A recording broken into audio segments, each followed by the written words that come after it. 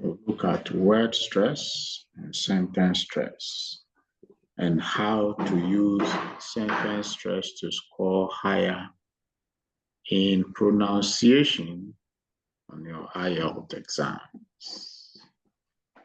How to score higher band score in pronunciation in the IELTS speaking test exams. I'm going to mute everybody so that we don't have any distractions. So I've muted everybody so that we can focus. Now,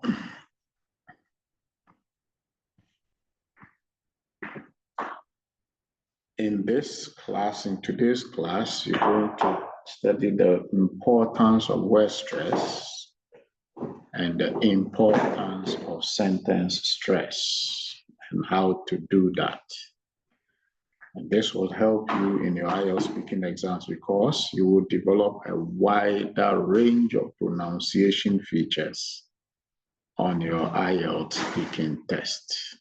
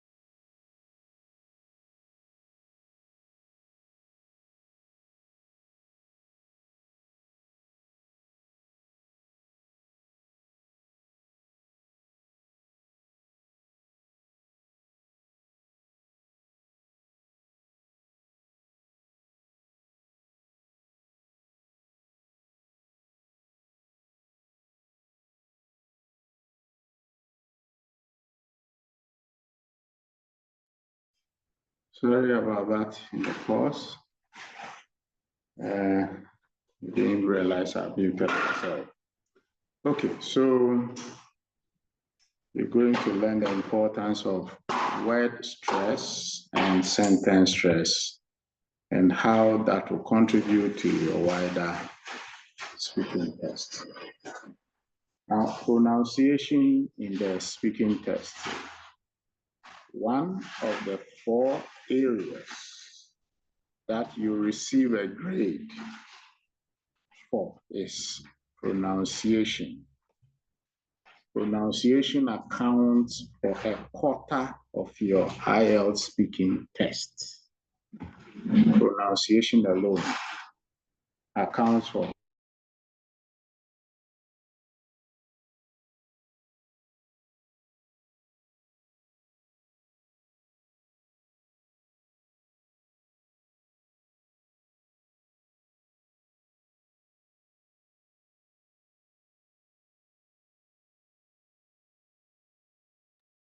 Sorry, I went up briefly. I'm back. So let's continue.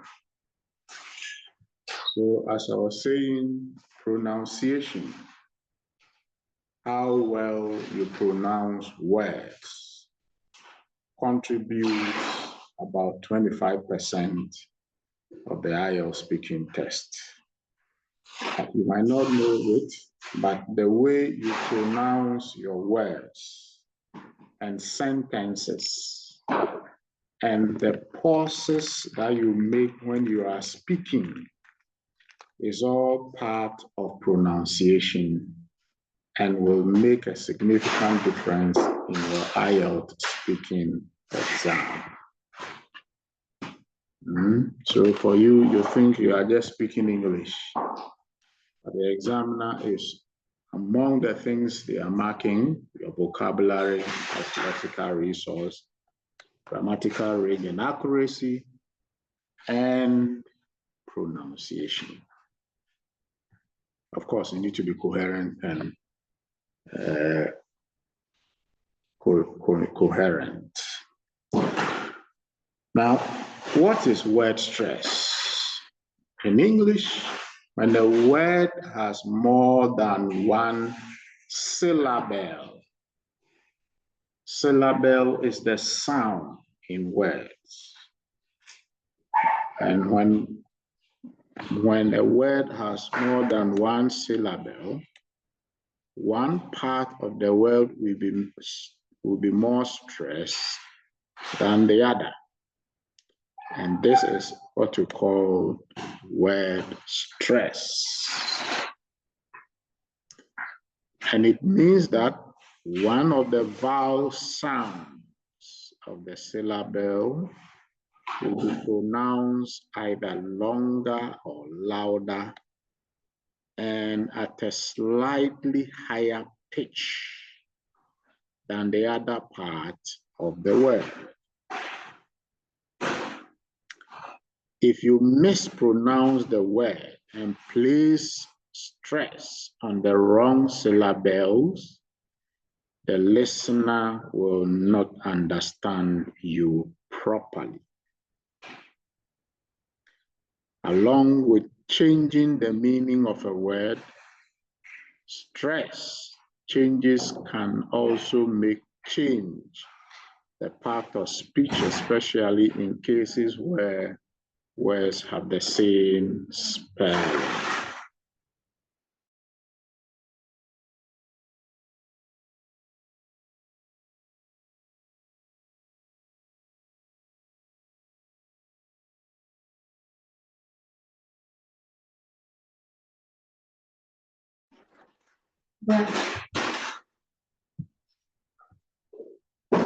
Now, word stress means that some parts of a word are pronounced louder and longer, whilst other parts of the word are not.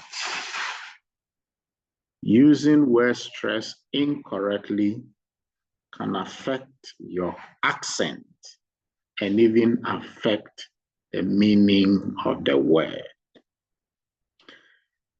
Think about the word record and record. Same spelling, but the stresses are at different places. So we have for record, you see RE, stressed. And then record, you see CORD, stressed. The same word, but where you put the stress on, give it a different meaning. Whilst record is the verb, record is a noun. Record is the verb, the action, the act of recording something. Record is a noun, the name of the document that keeps information. So you can see if you are speaking in the speaking test and you meant to mention, you meant to say a document that keeps information and you say record, you have mispronounced the word. The correct word should be record. So record is a verb, such as I need to record my online meeting. On the other hand, record is a noun. This is a document that files information.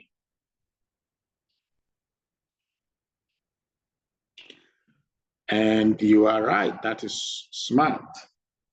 You will see the effect of word stresses altering meaning of the word in the topic you learn, homophones. If you remember, we had a class on homophones, homonyms. These are words with the same meaning or sometimes the same spelling, but different meaning. Or sometimes different meaning, the same spelling. Okay? So we're going to see more of it. And there are rules in English. There are rules in English to follow when you are pronouncing words. We're going to see those rules today. Okay. So for example, she saved her immigration records on her laptop. Assuming this is a speaking test, and I say she saved her immigration records on her laptop, straight away you notice that the sentence does not sound well in your ears. She saved her immigration records on her laptop. She saved her immigration records on her laptop. When I say records, the stress is on the RE. But what I mean when I meant to say is records, the stress is on the CORTS, the last part of the word. So the word record, see, it sounds, it has two syllables, re and cord, cord. Those sounds, the words made is what you call syllable. There are words that have one syllable. For example, two, that is one syllable. There are words that have two syllables. Okay, so one syllable, two, is, can't, go, come, dance. These are words with one syllable. Then we have words with two syllables, record, records, laptop, native, fishing, hiking, running, hamburger, Burger King, hiking, two syllables. Then we have words with three syllables. Example, unusual. Okay, and the words with four syllables. Immigration. So the sound the word made is what we call syllable. And in pronunciation, there are places you need to stress when you are pronouncing those words. Okay, so we have seen, for example, she saved her immigration records on her syllable.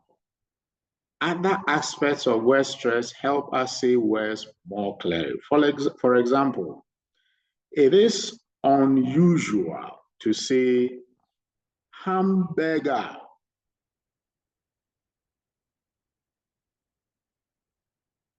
Hamburger, but normal to say hamburger. Native speakers don't say fishing, hiking, and running. They say fishing, hiking, running. Although most English speakers will understand unusual use of word stress, if you want to speak clearly and like a native speaker, this needs to be accurate. Other examples, especially the homophones. Let's compare two similar words. that have different meanings. And because of that, different word stress. So we have contest, contest, contest, contest. The first word above contest is a noun, and it means a game or competition. We pronounce it by putting the stress on the first syllable, contest. Compare it to the following, contest, contest. This time, the stress is on the second syllable. In this second word, the syllable is on the second, okay, so the stress is on the second syllable. And it means to argue against something, to contest. Okay, so let's go back. We have contest, the verb, sorry, contest, the noun. The stress is on the first syllable. Contest, the verb, the stress is on the second syllable. We have present, the noun, the stress is on the first syllable. Present, the verb, the stress is on the second syllable. Object, the noun, the stress is on the first syllable. Object, the verb, the stress is on the second syllable. Export, a noun, the stress is on the first syllable. Export, the verb, the stress is on the second syllable. Have you noticed a pattern? When a word has two syllables, especially when they are homophones, we'll come and learn that the general rule in English is the noun is the word with the stress on the first syllable, and the verb of that same word is the word where the stress is on the second syllable. Present, noun, stress first syllable. Present. No. Present, noun, stress is on the first syllable. Present, verb, stress is on the second syllable. Okay. There are a lot of examples you can find. There's a website, forbo.com. I'll soon show you. You'll have a lot of words, online pronunciation dictionary. You are not sure of the word, you can type it in there, and there's an app that can give you the meaning. I want to present a present in the presence of the president. I like that, Amidu. I want to present a present in the presence of the president. That's a beautiful one. Okay, so let's make some progress. I guess you are following it. So let's look at some general rules for word stress. Word stress rules. So now that you have a general understanding of what the meaning of word stress is, here are a couple of basic rules about word stress. Rule number one, vowels are always stressed, not consonants. I'm sure by now we all know what a vowel is. If you don't know a vowel, just do eow, eow, and that's a vowel. I-A-O-U. That is eow, vowels. All other alphabets are consonants. Now, when you have a word with vowels, you stress the vowels, you don't stress the consonants. Two, one word cannot have two stresses. So each word has one stress. One word cannot have two stresses. It can only have one stress. And I'm sure you know that. So the word verb, you can't stress any part of it. Verb, noun, one stress. And, one stress. First, one stress. Go, one stress. Not, one stress. Are, one stress. Okay? Have, one stress. So you cannot stress any part and leave the other part because it's just one syllable. Now, rule number 3. If a word is both a verb and a noun, listen to this part very carefully. It's a word, is both a verb and a noun. And we just saw an example. Example is present. Present is both a noun and a verb. Listen to the rule. If a word is both a verb and a noun, the noun stresses the first syllable, whereas the verb is stressed on the second syllable. And these are examples. So for these words, present, present, object, object, export, export, the words on the left are all nouns, and we stress the first syllable. The words on the right are all verb, and we stress the second syllable. So verb, second syllable, noun, third syllable in homophones. Okay. Then there are a few other rules. For most nouns with 2 syllables, the stress is on the first syllable. Most nouns with 2 syllables, the stress is normally on the first syllable. So a noun like pay rent, pay rent, 2 syllables. You stress the pay and you pronounce the rent a little silent. So pay high pitch, rent low pitch. Embrace, EM stressed, brace low pitch. Chicken, chicken, the chick is stressed, kin low pitch. Knowledge, no stress, ledge is low pitch. Okay, so for most nouns with 2 syllables, the stress is always on the first syllable. Prefixes and suffixes aren't stressed, so still on the additional rules. Prefixes and suffixes are not stressed. I'm sure we all know prefixes. Prefixes are the beginning part of words that adds or changes the meaning of the root word. Then we have suffixes.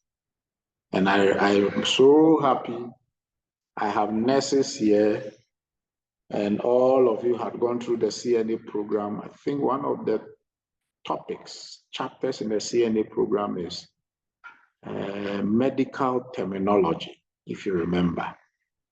Medical terminology, and there you learned the prefixes and the suffixes of medical terms. So a word like megaly, megaly, it's a root word. You can add a prefix, cardio, to it. Once you add cardio to it, the cardio added to the megaly, the root word, changes the meaning. Megaly means huge, something is big, growing big. Once you add a prefix cardio to it, heart growing big, cardiomegaly, enlargement of the heart. Do you remember that topic? Medical terminology. Okay. So when in English, when you have words with prefixes and suffixes, we don't stress the prefixes, we don't stress the suffixes. We only stress the root word. We only stress good. Hepatomegaly. Hepatomegaly. So we have megaly means an enlargement, growing bigger. Once you add the prefix hepato. Hepat has to do with what? Is it the liver? Hey, are my medical students here? My nurses. Okay. So if hepat has to do with the liver, then hepatomegaly is an enlargement of the liver. Here, the root word is megaly. Hepato is a prefix that is added to the root word to change the meaning. So let's look at examples in English. Effort. Effort is the root word. Less is a suffix that is added to effort to change the meaning. Effort. When you add effortless, it means you are not putting in any effort. Do is a root word. Undo changes the meaning of the word do. Open is a root word. When you add ing, opening, giving it a meaning. Inside. So effortless. Effort is stress. The root word are always stress. And the suffixes and the prefixes are not stressed in pronunciation. I hope you get the picture. Okay. If a word ends in ER, stress is on the syllable before the ER.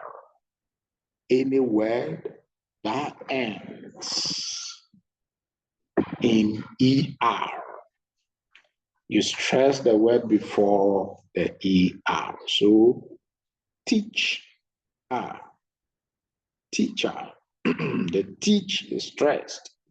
Pain, painter. Lose, loser. Dance, dancer. Okay, so if a word ends in ER, the rule in English language is stress the syllable before the ER, not after it. When the word starts with an ER, the stress will be on the ER. We will see that someday.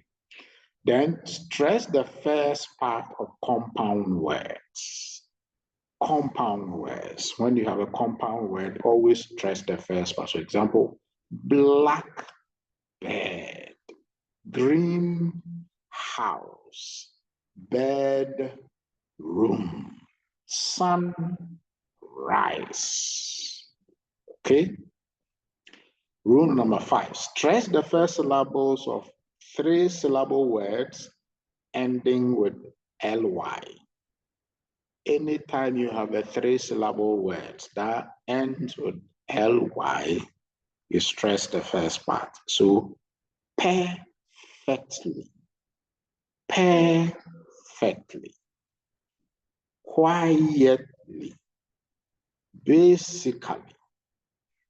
That is why you can, that word, basically, you cannot say basically. If you say basically,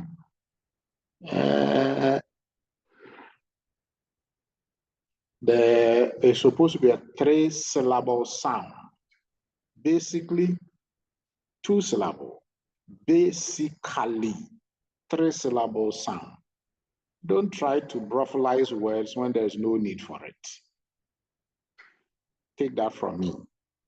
Don't try to brothelize words when there's no need for it. Sometimes, if I say I can't brothel, so the word is basically, not basically. Drunkenly, drunkenly. Okay, so any word with 3-syllable that ends with ly, the stress is on the first syllable. Okay, so let me go over quickly. Yes, being more Catholic than the Pope. You are right. Let me go over quickly what we are learning today. Today, we are learning word stress and rules in word stress and how it's going to help you in your IELTS speaking test. We've learned pronunciation, takes some 25% of the total IELTS speaking test, contributes 25% of your IELTS score.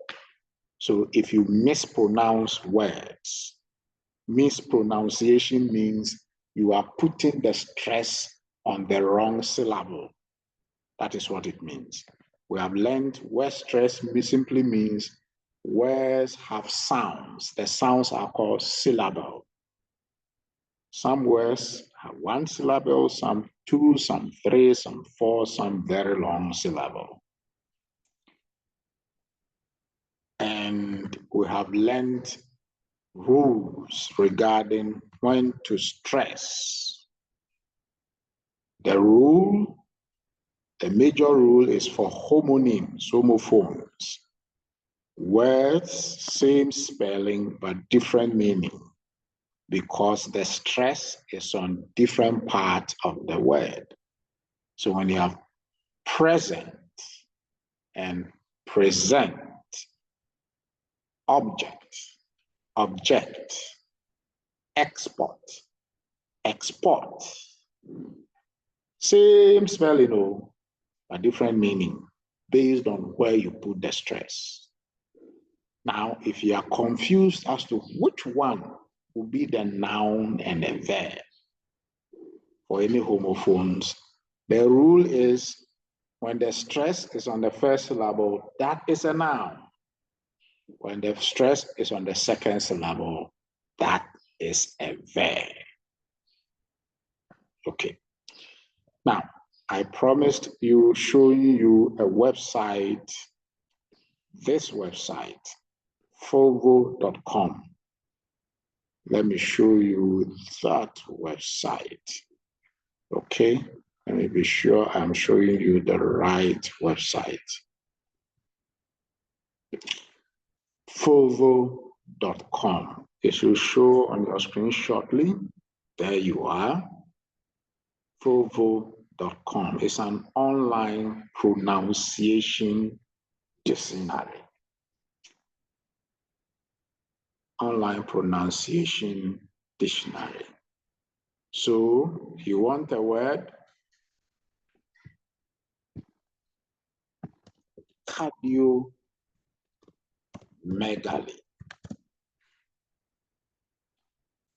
Okay, you want the pronunciation of it? Let me share my sound so that you hear it. You want to know? Good. So the word cardiomegaly, how is it pronounced? Cardiomegaly. Cardiomegaly. Cardiomegaly. Cardiomegaly. Cardiomegaly. Did you hear that? Let me play it for the last time. Cardiomegaly. Cardiomegaly. That is the correct pronunciation of that word. Cardiomegaly. Cardiomegaly. Okay. What other word would you like to learn its pronunciation? And oh, by the way, they have two major different accents. So we have the British way of pronouncing that word and the American way of pronouncing that word, and then any other way that is pronounced elsewhere. You can learn all that on fovo.com, a beautiful piece of an app that had been developed to help with pronunciation. Okay, axiom. So let's put that there. Roxana there says axiom. How is it pronounced? Okay, so we have axiom, axiom, axiom of choice, axiom schema. Let's say axiom, the English one. Okay, Now you will see the same word. It has its English root. It has a Czechoslovakia root. It's a German root. There's a Swedish root. Okay, so there's a Czech root and there's Slovakia roots. You can, but let's see how it's Axiom. axiom. This is the Axiom. This is the British English axiom. Okay, let's put this to a test and see. Axiom. Let's see the American way of pronouncing it. Axiom. Axiom. Do you notice the difference? Axiom. Axiom. Axiom. Axiom. Let me play the British one. Axiom. Axiom. The American one again. Axiom. Axiom. Okay. So, any other word you want to know the pronunciation? The correct pronunciation. Now, let's look at some basic words. Let's look at some basic words. 1 second.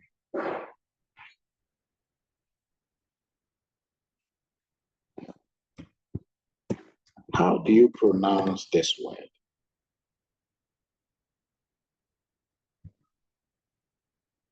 Is it correct or correct? Correct or correct? Is it correct or correct? So let's settle that debate. Correct. Correct. Correct, not correct. Like those who think they know too much English, they want to over-brutalize it. Correct. Correct. Now let's learn the British way of pronouncing that word. Correct. Correct. That is the British way. Now let's hear the American way. Oh, come on. Correct. The Americans even stresses it further. Correct. Correct. Correct. Correct. The American pronounce it like the way you and I pronounce it, the Ghana way. Correct. So there's nobody on planet Earth that will say correct. Correct. Correct. Okay. Oh, you have fun using this website. Correct. Politically correct. Politically correct. Anyway, so this is a piece of a software that you may use for your own good. Now let's continue. So that is word stresses. Which word to stress when you are pronouncing them? Now, apart from word stress, we also have sentence stress. Sentence stress. We're going to look at sentence stress. When you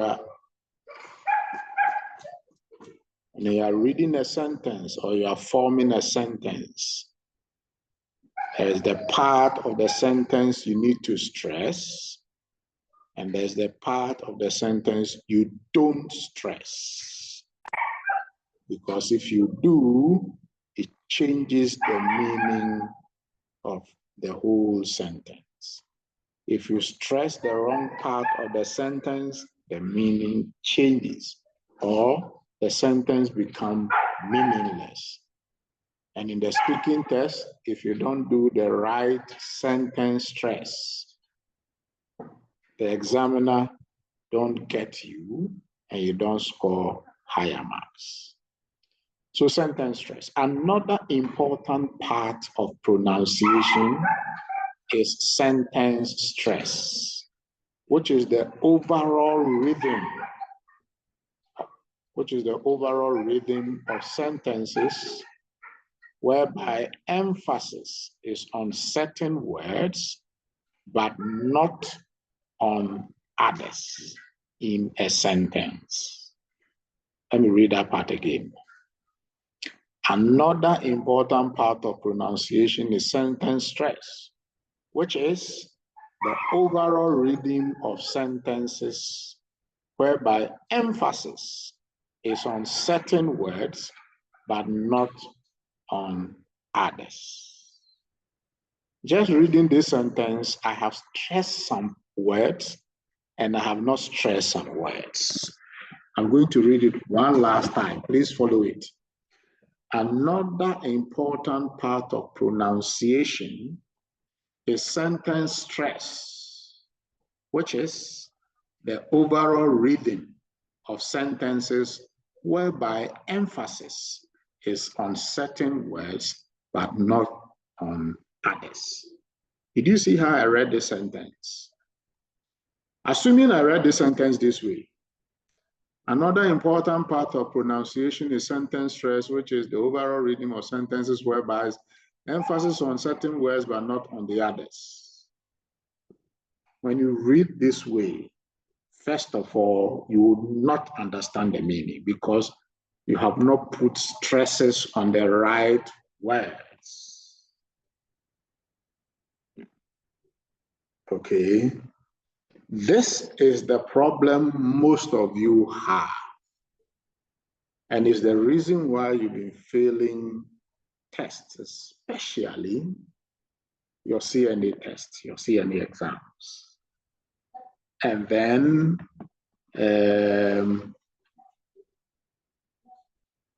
apart from your CNA exams, you have a problem with reading instructions. No, you don't have a problem with reading instructions. You have a problem of putting the right stresses on instructions. So the instructions will be there, black and white. You have read it, but you don't understand it because you don't put the stresses on the right words or the right group of words. Useful tips for the exams, the speaking test. In sentence stress, content words are often stressed while structural words are not. Oh boy. Content words. Content words are words with the most meaning in the sentence. These are words that are stressed. And this will include nouns, adjectives, main verbs, WH, especially in questions. So who, what, where, when. WH questions. Questions that starts with WH. Who, what, where, when. When you find them in sentences, you stress those words. Once you stress that, your mind is registered it as it's a question. And you need to find answer to that question sentence. Negative words, you always must stress negative words. For example, never, neither, not. You need to stress them because if you don't stress them, it changes the meaning of the sentence. I never want to see you again. If you don't stress it, it sounds like I ever want to see you again, which is directly opposite what you want to say or what you mean.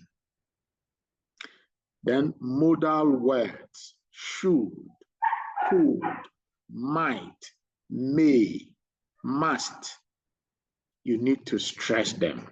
Shall, you need to stress them. Adverbs, carefully, loudly, quickly, sharply, speedily. These adverbs, when you find them in sentences, you stress them. Because if you don't stress them, they alter the meaning of the sentence.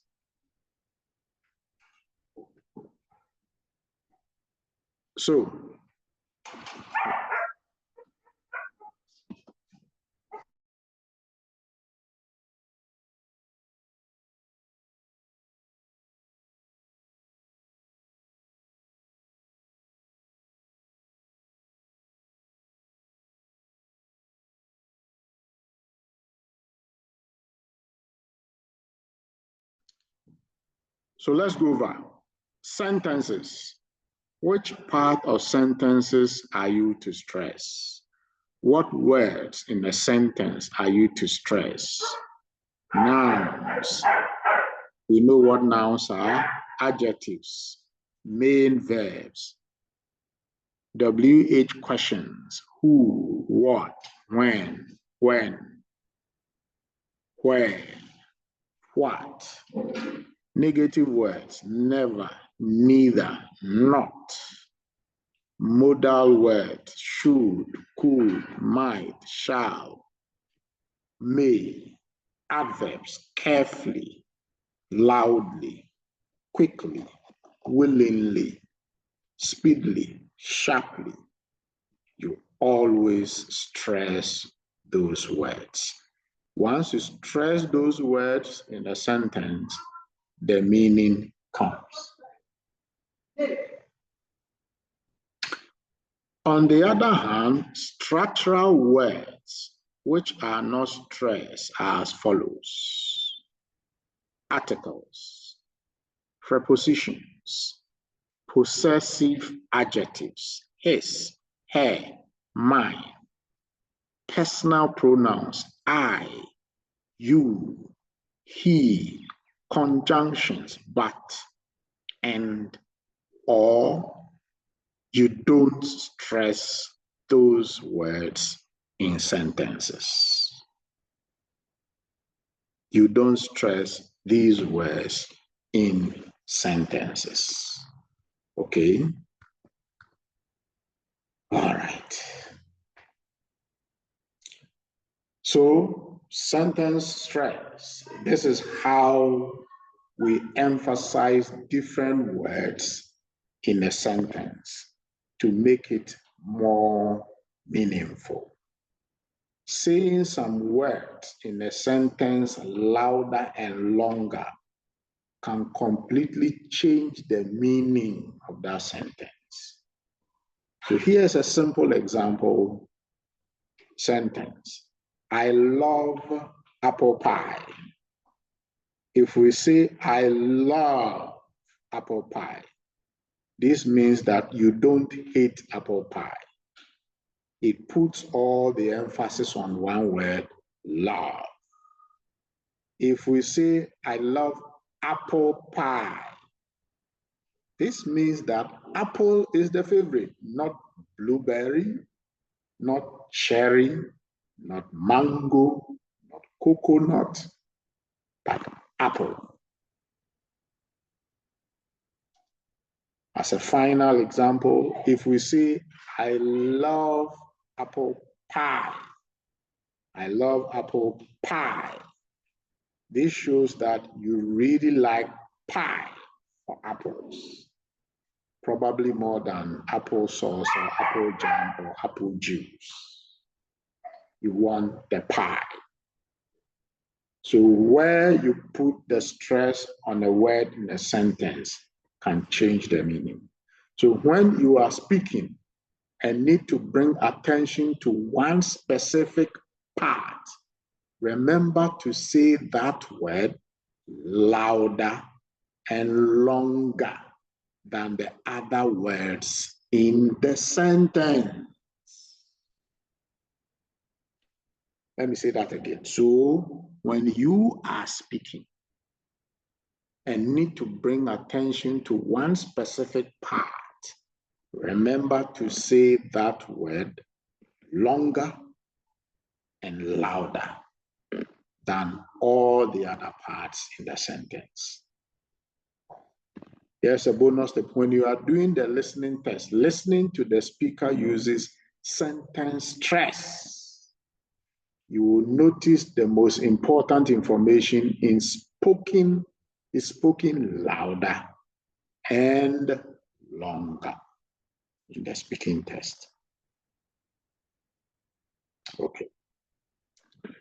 Here are examples of stress. Here are some examples of stress words in the following sentences. They won't go to school today. They won't go to school today. Allison's father had a heart attack. Allison's father had a heart attack. Allison's father had a heart attack. Notice where the stresses are. Have you seen the new movie with Brad Pitt? I've never heard of that. I'm going back to Vienna for good. The rain in Spain falls mainly on the plain. The rain in Spain falls mainly on the plain. Okay. The last word stress, the last type of stress in spoken English we're going to learn today is called intonation. Intonation. The third type of stress we can explore is intonation. This is the sound across the whole sentence. You see what I did there? I stressed the whole sentence.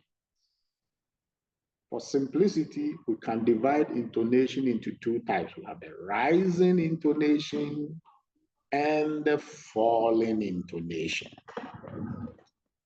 Rising intonation is when the speaker's voice is higher at the end of a sentence. Think of it as singing from a normal voice to a high tone or a high note. For falling intonation, this is when the speaker's voice lowers and gets deeper at the end. As we saw with other kinds of stress, intonation can make the same sentence have different meaning.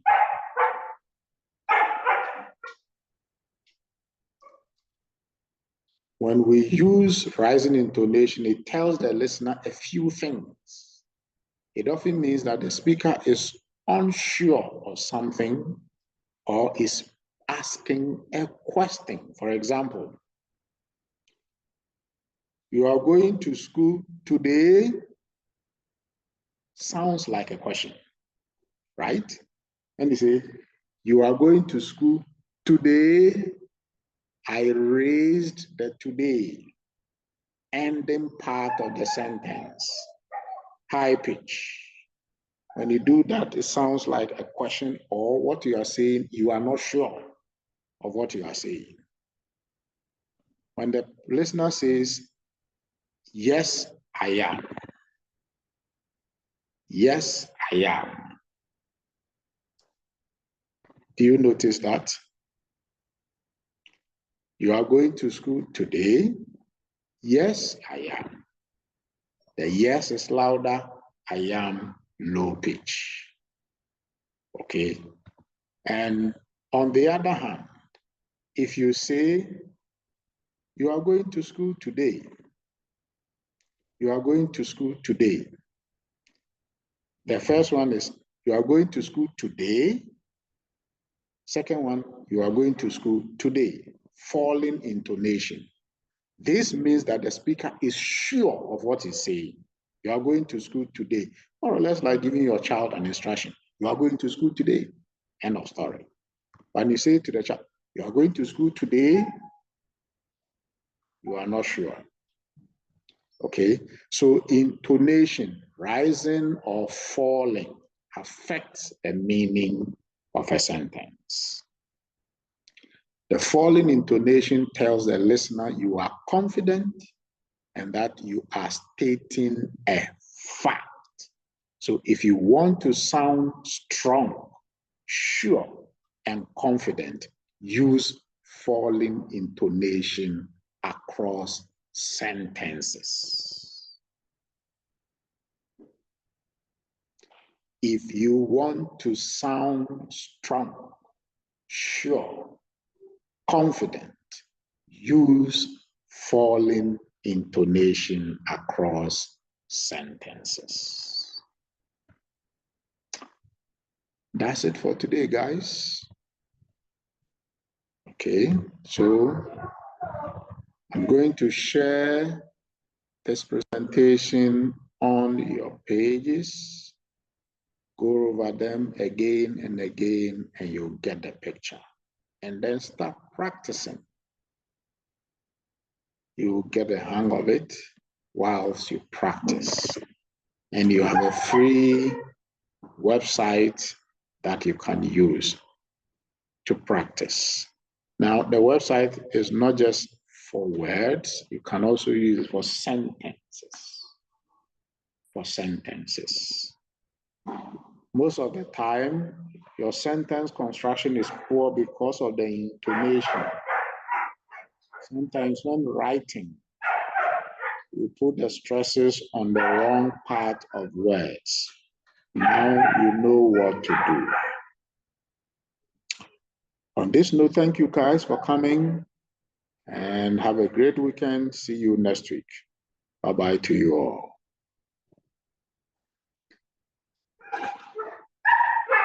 Bye, sir. All right, bye-bye.